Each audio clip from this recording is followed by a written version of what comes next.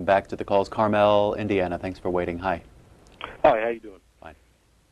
I had a question. I heard, I think it's Richard Samp, he was commenting earlier about the election process, and I just wanted to say that my personal belief is that our American vote has been jeopardized by these electronic voting machines, and I think 2004 Bush election was a good example of that.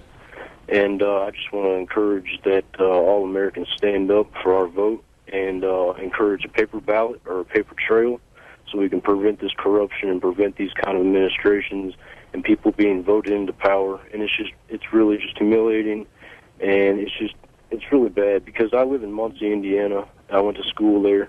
The first time I went to vote ever in my life, I went there to vote, and the electronic voting machine was screwed up, and I didn't realize it until I left the voting poll, and there was nothing I could do about it. So I really encourage everyone to push for a paper ballot. Caller, thanks. Let's move on to Griffin, Georgia. Hey, Griffin.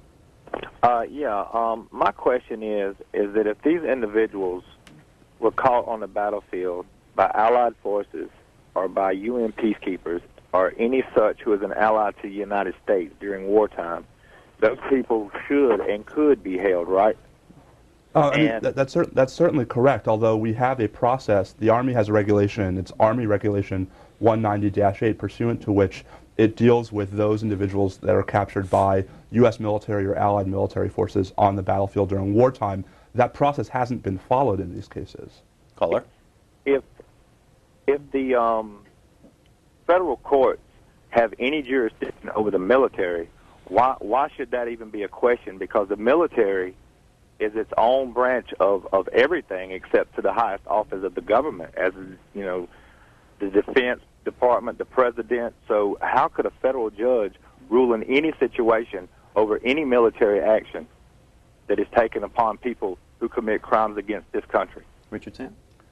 Historically, the caller is absolutely right, that military justice has been a separate system of justice, and the Supreme Court has upheld laws that say that there isn't any appeal whatsoever into the federal courts from the military justice system. Now, in fact, in this particular case, the Congress has permitted military detainees to appeal into the federal courts, but they're just not satisfied with what they've been given. They want even more rights than that. Mr. Although, I mean, the caller rightly extols the virtues of our military justice system, which really is a remarkably powerful and comprehensive system.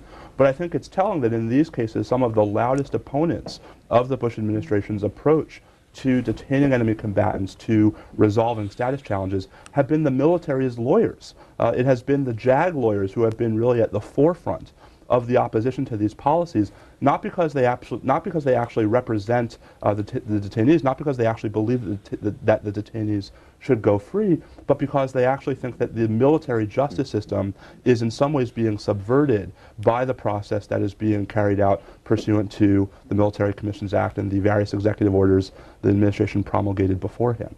Go ahead. I'm just going to say that's basically not true. There are one or two dissidents within the military justice system who believe that. However, among the many former generals and admirals who we represented in this case were a gentleman who was the head of the military Army justice system for many years, and also the admiral who was head of the Navy justice system. And according to them, in my conversations with them, the vast majority of JAG attorneys think that the current system is just fine. But I mean, you know, we could probably count up votes and see who wins. I don't think that's really the important point. I mean, reasonable people will disagree about the merits of these cases. That there is dissension internally within the military justice system is, I think, part of the bigger puzzle here and part of the bigger picture, which is the notion that there's an ever stronger argument for the courts to step in and to clarify what the limits are and what the relevant considerations are in all of these cases. Just a reminder that the court has agreed to release audio from today's argument, so sometime during the 11 o'clock hour, we think about 11:15 a.m. Eastern Time, you'll be able to hear it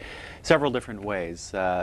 C-SPAN 3 will have it at about 11:15. Also cspan.org and at C-SPAN Radio, so you can hear the full argument, and we'll look to show it to you again tonight on C-SPAN or C-SPAN 2, and we can tell you for sure it'll be on this Saturday night on American the Courts. That's at 7 o'clock Eastern Time right on this network. C-SPAN. Bloomington, Illinois, thank you for hanging on. You're on with Richard Samp and Stephen Vladek. Go ahead. Good morning. I think C-SPAN, of course, and as well as Mr. Samp and Professor Vladeck, are providing a very fine public service in holding this discussion. My question of both Mr. Samp and of the professor is this: would you please tell the viewers your understanding of the decision that's being reviewed by the U.S. Supreme Court today, which I believe, if my understanding is correct, was a 2-to-1 decision issued by the D.C. Circuit Court of Appeals, upholding the Military Commissions Act. And I'm specifically, particularly interested in there are any comments either one of those gentlemen would care to make with regard to the debate held in September of last year on the at the Senate Judiciary Committee hearing, chaired by Senator Specter, on this issue of, or on the issue, one of the issues involved here, concerning the extension of habeas corpus rights to non-U.S. citizens, which Senator Specter favored. Thanks. Let's start with Stephen Vladeck. Well, I mean, the D.C.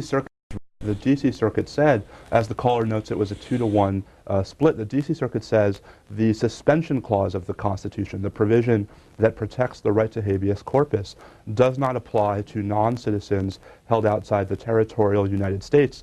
Judge Randolph, I believe, was the author of that opinion. Judge Rogers dissented, and what she basically said is, it may be true that non-citizens held outside the territorial United States have fewer constitutional rights, but that's a different question from whether they have a right of access to the courts via the writ of habeas corpus.